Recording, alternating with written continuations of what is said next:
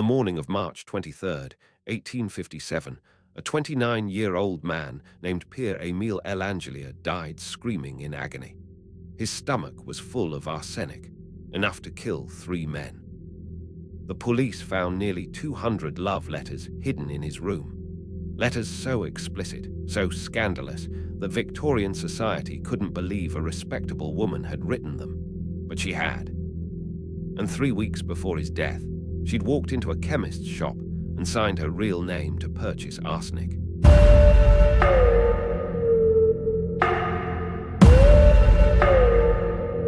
This is the true story of Madeleine Smith, the Glasgow socialite who became the defendant in what they called the trial of the century. By the time it was over, her secret life had been exposed to the entire nation, and no one could agree on one simple question. Did she murder him, or did he frame her from beyond the grave? Before we uncover what really happened that night in March, hit subscribe. New dark Victorian mysteries every week. Now, let me take you back to where it all began. Spring in Glasgow arrived with cold rain and grey skies. The wealthy lived on Blitheswood Hill in elegant townhouses with servants' quarters below. Gas lamps lit the cobblestone streets at night, and respectability was everything. Madeleine Hamilton Smith was 20 years old, beautiful and trapped. Her father, James, was a successful architect. Wealthy, well-connected. The kind of man who believed his daughter's only purpose was to make an advantageous marriage to someone of their social class. She had been educated in London at an exclusive boarding school. She could paint watercolors, speak French, play piano. Everything a proper Victorian lady should do, but none of it made her happy. That spring, she met Pierre Emile L'Angelier.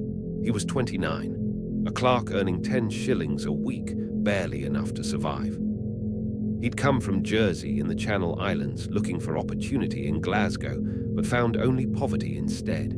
They should never have spoken. Their social classes were too far apart. But one day in early 1855, they passed each other on the street. He looked at her. She looked back. What happened next violated every rule of Victorian society. They began meeting in secret. Late at night, Madeleine would wait at her basement bedroom window. The servants were asleep. Her parents upstairs had no idea. Pierre would appear in the garden, and they would talk through the iron bars of her window for hours. But talking wasn't enough. Madeleine was a prolific writer, sometimes producing 20 letters a day. She began writing to Pierre passionate letters that became more and more explicit. Letters that admitted things no unmarried Victorian woman would ever confess. She lost her virginity to him. Willingly, eagerly, and she wrote about it in detail that would shock an entire nation when the letters were eventually read aloud in court. For nearly 2 years, they continued this way. Secret meetings at her window, hundreds of letters exchanged through the post office in George Square, plans to marry someday when Pierre could afford to support a wife. Madeleine believed she was in love. What she didn't realize was that Pierre was obsessed, dangerously obsessed, and he was keeping every single letter she wrote. In early 1857, everything changed. Madeleine's parents, still completely unaware of Pierre, introduced her to William Harper Minnock. He was wealthy, respectable, exactly the kind of man they wanted for their daughter. And Madeleine, tired of sneaking around, tired of Pierre's constant jealousy and criticism, decided she wanted out. On February 2nd, 1857, she wrote Pierre a letter. She told him their relationship was over. Her feelings had cooled. She was going to marry William Minnock. She asked him to return all her letters. Pierre's response was devastating. He refused to return the letters. Instead, he told friends he would never allow Madeleine to marry another man while he still lived. He said he would take the letters to her father. Show him exactly what his precious daughter had been doing. For Madeleine, this was a death sentence worse than actual death. If those letters became public, she would be ruined, unmarriageable. Cast out from society, her family disgraced forever. She was desperate, and desperation makes people do terrible things. On February 21st, 1857, Madeleine walked into a chemist's shop in Glasgow. She asked for arsenic. She signed the poison book with her real name, M.H. Smith. When asked what she needed it for, she said it was for killing rats at their country house in Helensburgh. The chemist sold it to her. This was normal. In Victorian times, arsenic was everywhere. Women used it to whiten their skin. It was in wallpaper, in medicines, in cosmetics. Buying it wasn't suspicious. 6 days later, on February 27th, she bought more arsenic from a different chemist. Then on March 18th, she bought it a third time, 3 purchases. 3 different shops, all within a month. Pierre's illness between the first and second purchase, Pierre became violently ill. He told his landlady he'd seen Madeleine the night before. She'd given him a cup of cocoa through the bars of her window. After drinking it, he became sick, vomiting, stomach cramps, the symptoms of arsenic poisoning, but he recovered. And he didn't report it to police.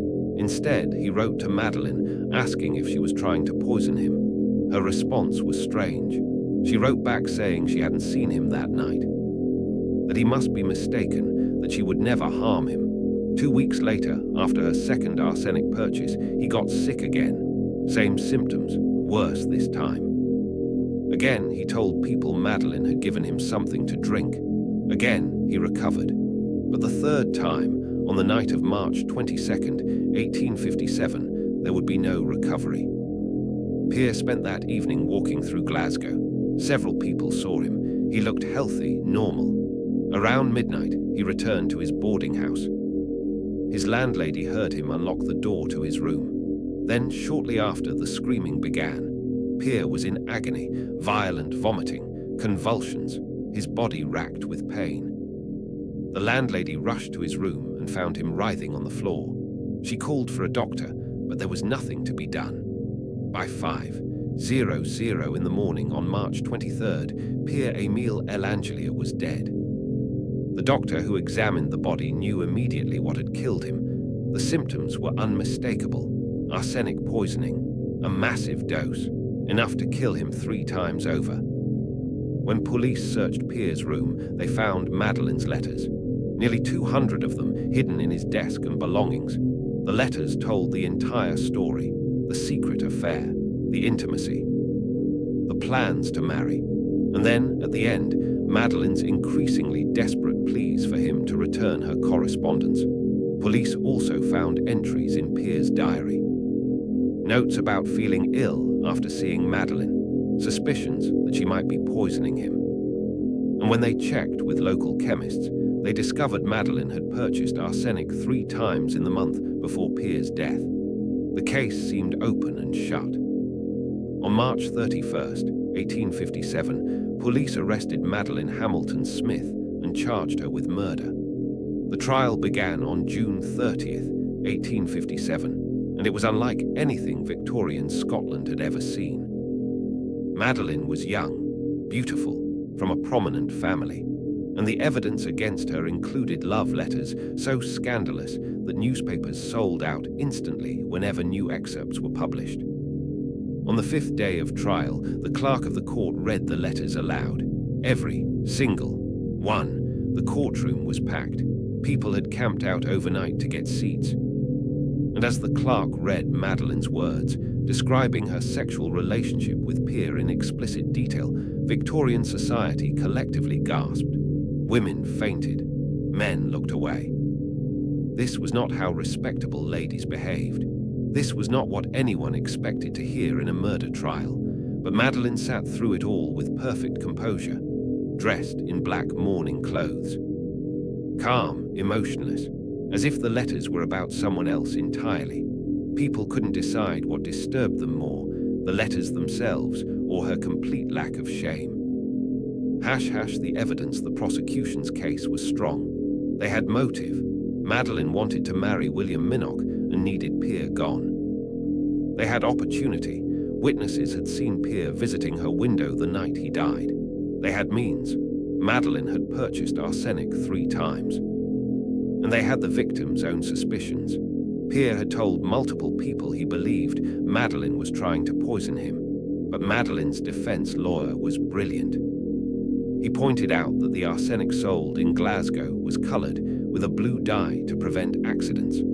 The dye was meant to make it visible so people wouldn't consume it by mistake. But the autopsy found no trace of blue coloring in Pierre's stomach. The defense also noted that Pierre had shown signs of depression. His valet testified that Pierre had mentioned suicide at least once. What if he had poisoned himself to frame Madeleine, to punish her for leaving him? As for the arsenic purchases, Madeleine had a perfectly reasonable explanation. She claimed she used it as a face wash. And this was actually true. Victorian women did use arsenic diluted in water to whiten their skin. The trial lasted 9 days. On July 9th, 1857, the jury delivered their verdict. On the first count of attempted poisoning in February, not guilty. On the second count, Pierre's murder, not proven. Not proven is a uniquely Scottish verdict. It doesn't declare innocence. It simply means the prosecution failed to prove guilt beyond reasonable doubt. Madeleine was free to go, but she would never be free of suspicion. The verdict destroyed Madeleine's family. Her father, James, was broken by the scandal. The family had to leave Glasgow, move to Bridge of Allan in central Scotland, then move again to Polmont. Everywhere they went, whispers followed. James Smith died in 1863, just 6 years after the trial. He was 55 years old. Many said the shame killed him, but Madeleine, she rebuilt her life. In 1861, she moved to London and married George Wardle, an artist and business manager for William Morris, the famous designer. She never told her new husband about her past. She had 2 children. She became involved with the Fabian Society, a socialist organization. She started the fashion trend of using placemats instead of tablecloths at dinner parties. She lived quietly in London under her married name. Most people didn't know who she was, but some did, and they watched her with fascination. Did a murderer walk free and build a new life? Or did an innocent woman escape unjust persecution? Madeleine Smith lived until 1928. She was 93 years old when she died. And she never, not once in 71 years, admitted to killing Pierre Emile L'Angelier. So what really happened on the night of March 22nd, 1857? Theory 1. Madeleine killed him. The evidence is compelling. She had motive, means, and opportunity. She bought arsenic 3 times. Pierre told people she was poisoning him. And she had every reason to want him dead. Maybe she gave him poisoned cocoa through her window that night. Maybe she convinced him to meet her one last time. Maybe she watched him drink it, knowing what would happen. And maybe she sat through that trial with perfect composure because she knew she'd gotten away with it. Theory 2. Pierre killed himself, but what if Pierre, devastated by Madeleine's rejection, decided to punish her in the most permanent way possible? He kept all her letters. He knew they would destroy her if they became public. What if he poisoned himself and made sure those letters would be found after his death? A final act of revenge. A suicide designed to look like murder, ensuring that even if Madeleine escaped the gallows, she would never escape the scandal. Theory 3. An unknown third party. Some historians suggest a third possibility. Pierre had other enemies, jealous rivals, business disputes. What if someone else poisoned him and Madeleine became the convenient scapegoat?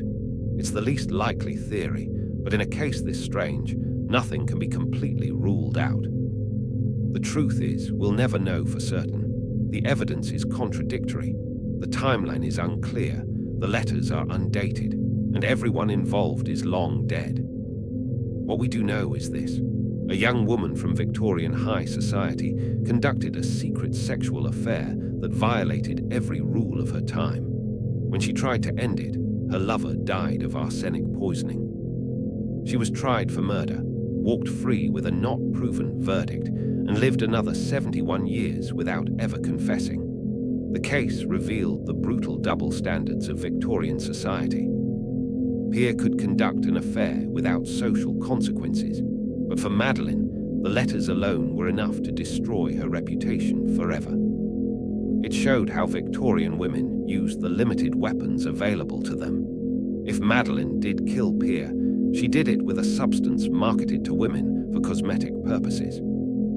Poisoning was called the woman's weapon because it required no physical strength, only access to the household medicine cabinet. And it left behind a mystery that has fascinated people for over 160 years, a mystery with no clear answer.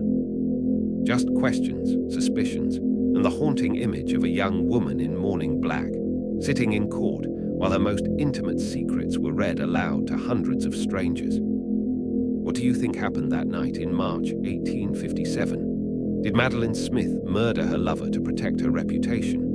Or was she the victim of an elaborate framed job by a suicidal, vengeful man? Leave your theory in the comments. And if you want more real Victorian mysteries like this, subscribe and hit the bell. These stories need to be remembered. These questions deserve to be asked. The evidence is out there.